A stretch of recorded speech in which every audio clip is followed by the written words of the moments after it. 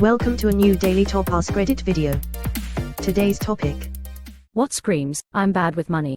I had a buddy in college who would go through a cycle of bragging about how much money he had, spend it all on dumb stuff, then brag about how poor he was. All while bragging how he was a rich kid. The best part was when he was bragging about having some money to this girl he liked. Turns out that girl came from an actually wealthy family. She said, "It's only $5,000, why do you keep mentioning it? Is that a lot to you?" That event shut him up for a bit. Lol. Burn cream, aisle 4. It's only $8, is that a lot for you? Exclamation mark. I know someone that paid to get the used red Nissan Sentra wrapped in blue. They are unemployed. Where do they get the money from? Question mark. Girlfriend's tax return. I work on cars for a living, and the vast majority of the BMWs that come into my shop have slick tires and lights blinking on the dash. So many of these people can barely afford a luxury car, let alone the maintenance required to keep them nice and running. I was in a Costco years ago buying tires. There was a couple in there also buying tires, and the guy was bitching and moaning about how much the tires were going to cost. He was going on and on about how ridiculous the prices were. Finally his wife just looked at him and said, "You just had to buy an Escalade. Did you think we were going to save money with it?" That shut him up. That escalated quickly. Just because you can afford to buy something, doesn't mean you can afford to own it. Quote, saw that in a Reddit comment once and that stuck with me. It was also in response to someone not being able to afford maintenance costs on a BMW. I saw someone on Reddit say, if you can't afford a new BMW, you definitely can't afford a used BMW. Just got paid, wonder what I can buy. Was talking to a coworker, who earns the exact same salary as me, about credit scores and mentioned my credit was good because I got a credit card at 18, buy everything on it, then pay it off each month. Her response was just, how? I didn't understand, and she explained that she only uses debit because the only thing that stops her from continuing to buy things is her account hitting zero. She legitimately just didn't understand how someone could use a credit card and not spend outside their means. At least she knew herself well enough not to get into massive credit card debt, but goddamn, I never forgot that conversation. My mom treated credit cards like free money. When I started getting credit card offers in the mail, I'd rip them up and throw them away. I knew that if she saw me get a credit card, that it would turn into, buy this and that and don't pay it. So what? I waited till I moved 500 miles away from her before I got a credit card. My credit score is 774 on the Credit Karma app. You're right, but this applies to the majority of the population. It's very common, but it's still wild to me. Like, I get paid on X day, so then I'll be able to afford this. Like, no, you're either able to afford it or not. My purchasing power does not change during the month at all. That's the point of modern banking. Removed. Having a 90k truck period for most people, lol. But it's cool. I got it with a 12% rate on a 72-month plan. So my monthly payment isn't too bad. How to pay 150k for a 90k truck that will be worth 30k by the time it's paid off. Dude, I live in an apartment that is split between regular units and low-income subsidized units. The number of luxury cars and big-ass expensive trucks is staggering. Like, you can drive through a neighborhood full of $800,000 houses and see mostly Honda and Toyota economy cars. Drive through my parking lot and it's nothing but Mercedes, BMW, and lifted pavement princess trucks. That clearly shows the intelligence levels in both neighborhoods. Who looks like they're doing well versus who is doing well? I call it the rule of 84. 1. Annual income below 84k. 2. The truck cost over 84k. 3. 84-month loan term. 4. The interest rate is well over 8.4%. 5. IQ of driver hovers around 84. 6. Residual value at end of the 84-month loan less than 8.4k. Complaining about debt while continuing to buy everything. Continuing to buy everything. This is the issue, but I guarantee this is going to start a thread of boomers and the like saying people don't deserve anything at all if they don't make enough money. A coffee or burger once in a while doesn't equate to the savings required for a down payment on a house. I'm no boomer, and I believe people can spend their money as they please, but I do work with a guy who complains about being broke, talks about needing to wait for payday, which he is the only employee to do so, before he can pay rent. The dude shows up with $10 worth of Timmy's every single morning, then comes back with a $15 lunch. Call me a boomer if you want, but the hypocrisy is the worst part. Using credit to buy luxury items, then paying the minimum due, accumulating interest. As someone who used to do this, I totally agreed. Taking a while to get out of the hole we made face with rolling eyes. As someone currently trying get out the same hole, I feel you. buying new clothes, shoes, phones, alcohol, weed etc. before all your bills are paid. All right, I get it, I'm bad with money. We bad with money, gang. Looking at payment amount and not purchase price. A coworker asked one time, this phone is $1,300, but I can get it for just $60 per mo for 2 years. Seems like a good deal to me. $60 per mo isn't that much. Should I do it? I asked him, does your phone work? Yes. Okay, if someone dropped $1,300 in your lap right now, is this what you would spend it on? No, then it's not a good use of your money. He showed up to work the next week with the brand new phone. Another coworker wanted a Honda Ridgeline. He went to a car broker and said he wanted this truck, X years, Y miles, and his payment could only be $500 per mo. He was amazed the guy got him the truck for that payment. He had no idea what his final purchase price was, what his loan term was, or what his interest rate was. All he knew was that he could afford the payment.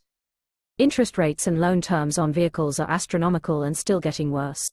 I can't even fathom the idea of still owing money on a car that you've owned for 5 years. The highest interest rate I've seen on a car is 24.1%, and ironically that was on a 4-cylinder Mustang. Caleb Hammer viewers know what I'm talking about. The normal loan term being 6 years is already crazy, and I've seen some 7 years loans as well.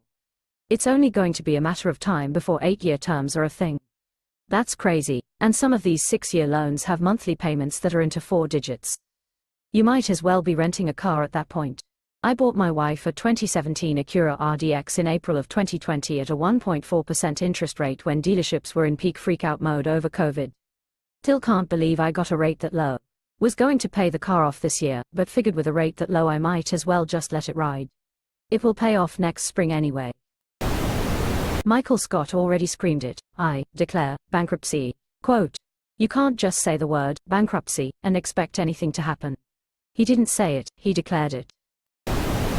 Constantly ordering food for delivery despite living within close proximity of a grocery store. Especially when you are not financially secure enough to be doing that in the first place. My like nowadays $12 McDonald's order is like $30 through DoorDash. If you're that desperate for some McDonald's, just walk, bro.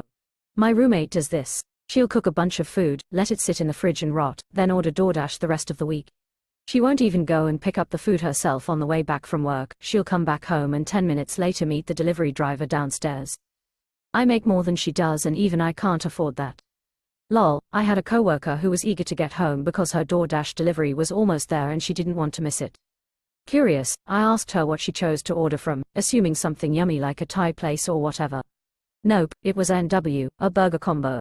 A&W was literally on her commute home, with a drive-through. She could have easily picked it up herself on her way home, avoided the fees and tips, and probably have been much fresher. We have teased her relentlessly about it ever since. More recently, in my condo building's lobby there was a McDelivery sitting there for a couple days unclaimed.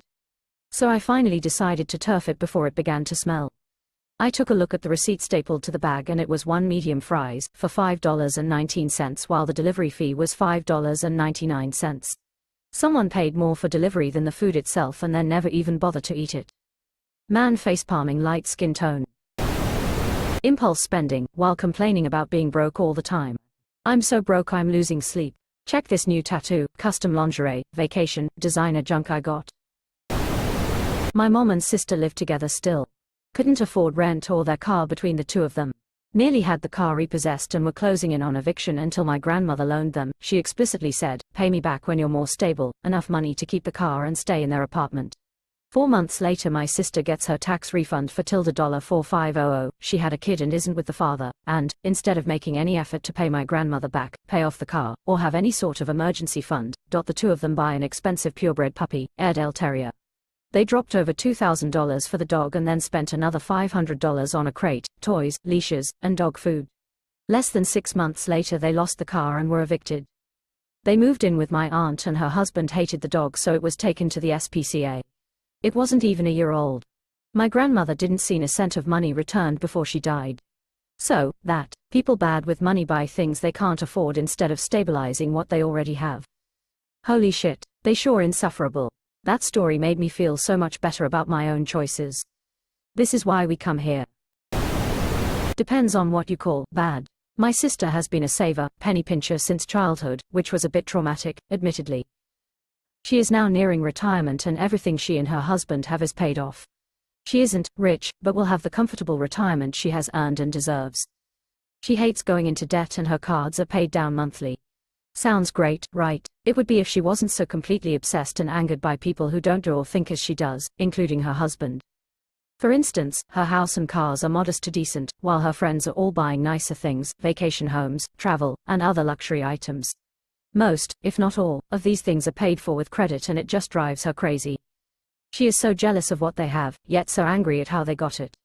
On the occasion that she and her husband join friends for a cruise or resort stay, her main concern is cost, which ruins a huge part of the trip for her every time, and monitoring how others are wasting their money, never to their faces. This is just what she says to me after. Her husband used to be a pretty fun guy about 30 years ago, when they met, but has become bitter and grumpy after decades of having to fight for things she deems unnecessary, like tickets to his favorite concerts or pricey sports, music memorabilia, which he's always been into. It has resulted in dishonesty between the two, which is not the kind of guy he really is, and she has grown disgusted by his need for childish hobbies and entertainment. My sister has always been a bit of a fun hater, but it's gotten to the point where it makes her, and sometimes the people around her, miserable. She lives and works in a small town and pays attention to who is getting free lunch, who is paying with food stamps at checkout, who is driving a car they can't afford, etc. She has called me and listed the items she's seen a family buying with food stamps, can't fathom them buying Doritos and Kool-Aid. There is more than one way to be bad with money. I wish this response was higher up. More people need to see and understand this. Balance, while difficult to attain and then maintain, is key. It's okay being able to save, but you're also well entitled to spend what you've earned and finance that spending in ways that you can still sustainably cover. Going too far in either direction will always have its pitfalls.